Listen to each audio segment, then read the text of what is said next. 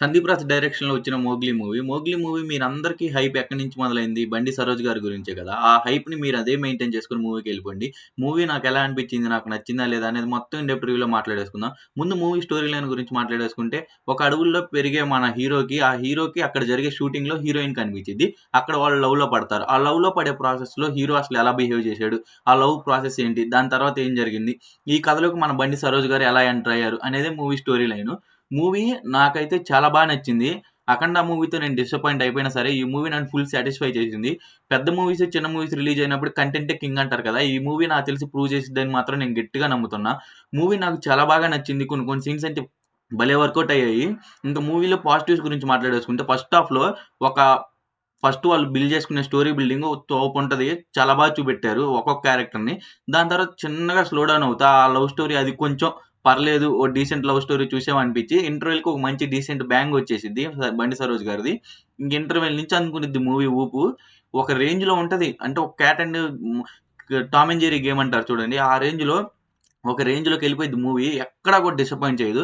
Main 'బండి సరోజ్' గారి character తోపు. అంతే 'బండి సరోజ్' గారిని మనం ఎలా అయితే చూసి ఇష్టపడతామో, అలాగా 'సందీప్' గారు చాలా డిజైన్ చేసుకున్నారు. తన యాక్టింగ్ కూడా వేరే లెవెల్‌లో ఉంది.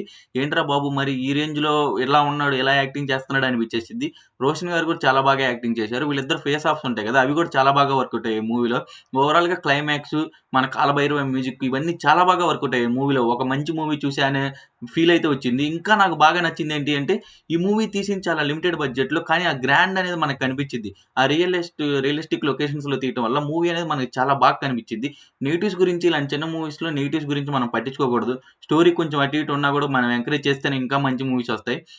మూవీ చూసాక నాకేమనిపించిందంటే, మన ఇండస్ట్రీకి 2 మాత్రం దొరికాయనిపించింది. ఒకటి 'బండి సరోజ్' గారు మంచి యాక్టర్ అని ప్రూవ్ చేసుకున్నారు ఈ మూవీతో. నాకు తెలిసి ఆల్‌మోస్ట్ ఈ మూవీ మీద తెగే టికెట్లన్నీ ఆయన మీదే దిగుతాయి.